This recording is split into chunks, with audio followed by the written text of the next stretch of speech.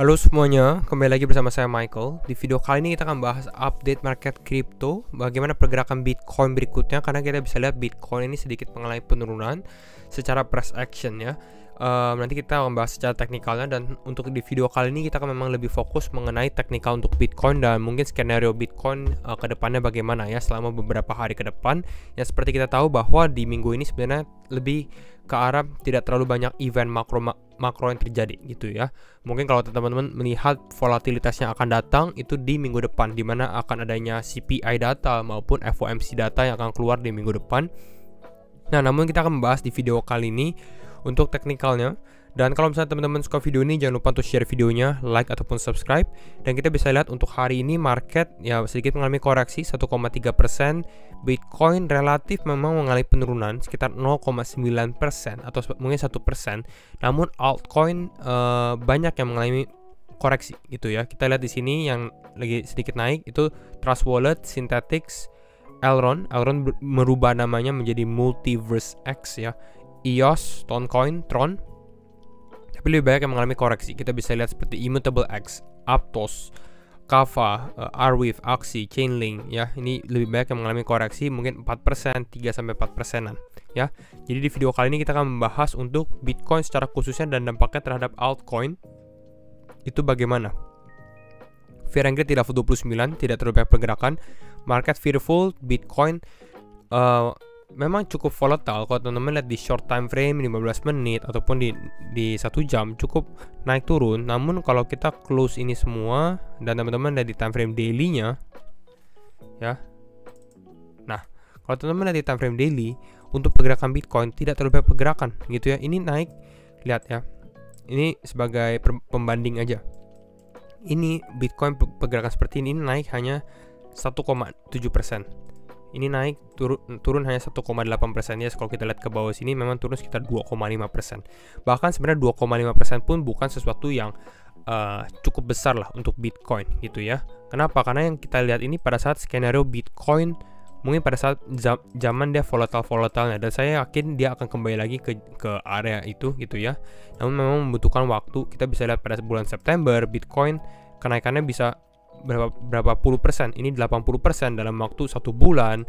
Ini naik lagi, koreksi seperti 25% gitu ya. Jadi kita kalau membandingkan skenario Bitcoin saat ini yang kita lagi di bawah sini dengan pada saat kita lagi uptrend di sini cukup berbeda gitu ya. Secara play atau secara strategi pun berbeda juga gitu ya. Kita bisa lihat kalau kita lihat secara longer time frame, di weekly time frame pun ya kita bisa lihat sebenarnya Bitcoin ini mengalami downtrend ya, masih di dalam downtrendnya juga gitu ya, belum ada tanda-tanda reversal ya.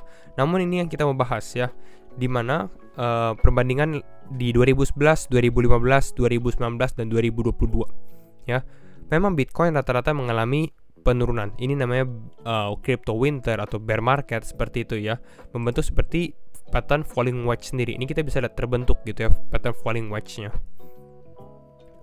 Ya, dan kita bisa lihat dari sini 2011, 2015, 2019, apa yang terjadi setelah falling wedge ini terjadi. Itu biasanya Bitcoin ini akan mengalami parabolic movement atau kenaikan yang cukup signifikan, tapi signifikan ini pelan-pelan gitu ya. Kita lihat building up baru mulai mengalami kenaikan ya. Ini juga sama 2015, dia ada sedikit naik, sedikit turun, baru mengalami parabolic movement di 2016-2017 ya. 2019 ini yang sebelumnya kita alami bull market, movementnya cukup signifikan ya. Ini langsung naiknya cukup signifikan. Dan kalau di 2022 ini yang kita tunggu, mungkin kenaikannya di kisaran level tahun 2023 ataupun 2024. Nanti ini akan saya buatkan satu video khusus tentang cycle Bitcoin, tentang halving. Jadi teman-teman bisa ada perspektif kira-kira Bitcoin ini kapan naik, kapan bottom ya. Kalau ditanya kapan bottomnya, ya mungkin ini udah dekat. Bottom ini sebenarnya udah dekat ya Bitcoin di area ini, karena kita bisa lihat biasanya Bitcoin mengalami penurunan ini kisaran 1 tahun ya. Bitcoin sudah mulai koreksi dari akhir tahun 2021 ya. Kalau nggak salah all time high di sini November 2021. Jadi sekarang ini sebenarnya udah 1 tahun lebih ya. Dan biasanya bear market Bitcoin yang berada di kisaran level atau durasinya ya sekitar kisaran 1 tahunan ya. Dan kita lihat dari sini, Emperor bilang juga, the market will get boring. Apakah market crypto sudah membosankan, menurut saya udah gitu ya. Orang-orang udah less interested atau kurang tertarik dengan kripto sendiri. Jadi kita yang stay di sini, ini yang mungkin kita bisa catch ya pergerakan Bitcoin berikutnya pada saat dia mulai naik minggu-minggu awal di situ ya. Ini yang kita bisa lakukan. Ini kelebihan kita ya, advantage kita. Scalpers shall continue to make money. Ini untuk orang-orang yang scalpers short term time frame ya untuk trading. Narrative hunter ini biasanya pada saat Bitcoin naik. Narrative hunter ini yang kita mau lihat nih, apakah sekarang lagi trend metaverse, trend layer 1 seperti itu ya.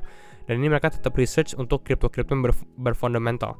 Tapi the impatient will slowly lose interest. Orang-orang yang gak sabar bakal ya kurang tertarik lagi. Ya dan ini udah mulai ya, secara berita kripto ini sudah mulai dice down, udah mulai menurun gitu ya.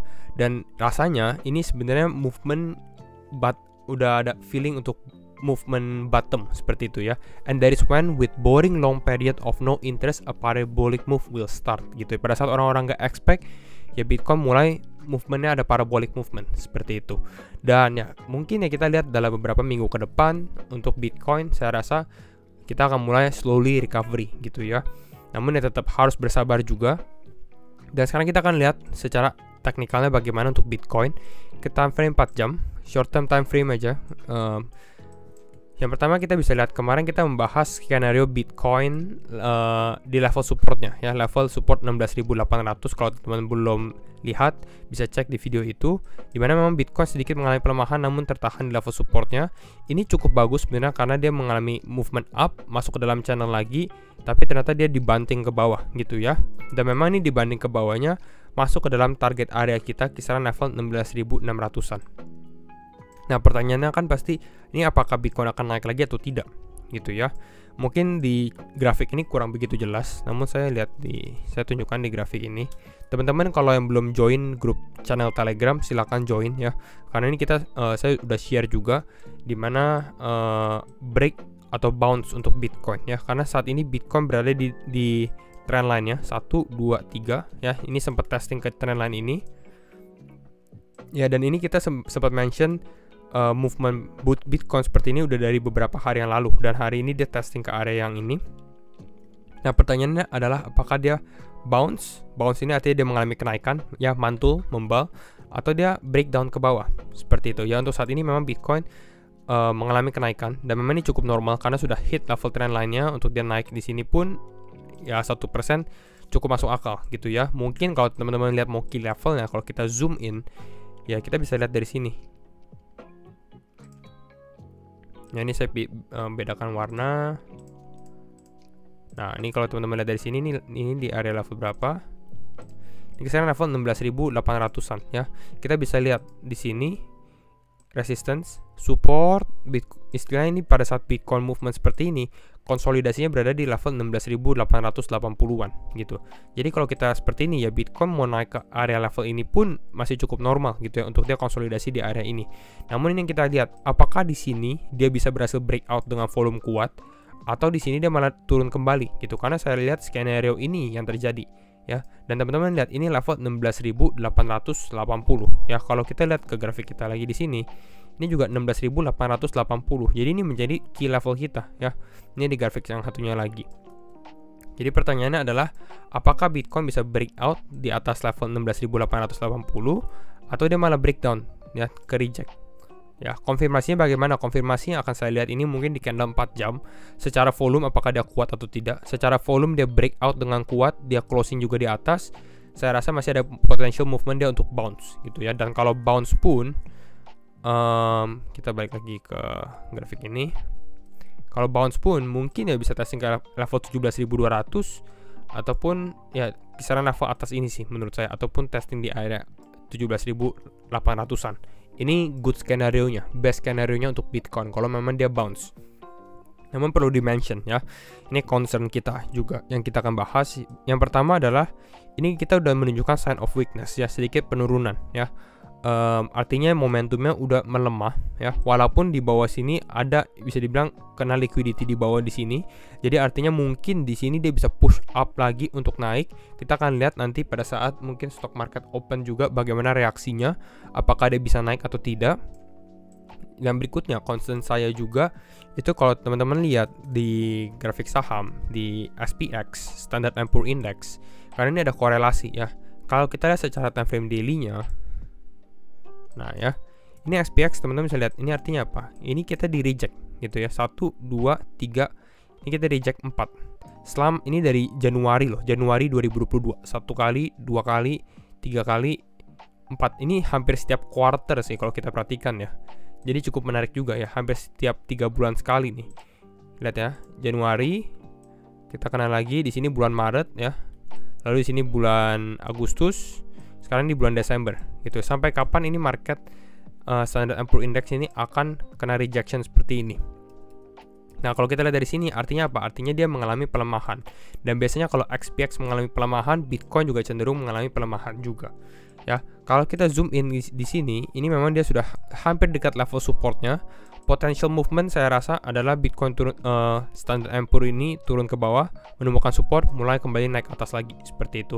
Dan mungkin best scenario adalah kita breakout ke atas ini. Dan ini akan mungkin menunjukkan relief rally yang cukup besar, Bitcoin ke level 20 ribuan lagi, possible sekali. Ya, kalau hal ini terjadi gitu ya. Nah, ini concern kita di mana SPX mengalami pelemahan. Berikutnya juga yang untuk support yang ini, bahwa dollar index ya, US dollar index di XY ini juga di level supportnya gitu. Artinya apa? Kalau di level support cenderung adalah dia mengalami bounce up atau dia mengalami kenaikan. Dan kalau misalnya dia mengalami kenaikan, ya artinya dolar menguat. Kalau dolar menguat ya saham mengalami penurunan, kripto juga mengalami penurunan gitu ya. Jadi ini yang kita lihat dari dua hal ini. Namun kalau kita lihat secara long termnya, ini bisa dia potensi membentuk head and shoulder juga sih ya. Dia seperti ini, membentuk seperti ini, lalu breakdown ke bawah. Nah, ini cukup bullish di awal 2023 kalau misalnya hal ini terjadi ya. Dia membuat left shoulder, head, right shoulder, turun ke bawah, breakdown, akan cukup bullish untuk kripto kalau hal ini terjadi. Ya, jadi ini kira-kira concern atau yang kita bahas untuk di video kali ini tentang Bitcoin maupun market kripto. Jadi kalau misalnya teman-teman suka video ini, jangan lupa untuk share videonya, like ataupun subscribe. Dan sekali lagi, thank you semua for watching and see you in the next video. Bye-bye.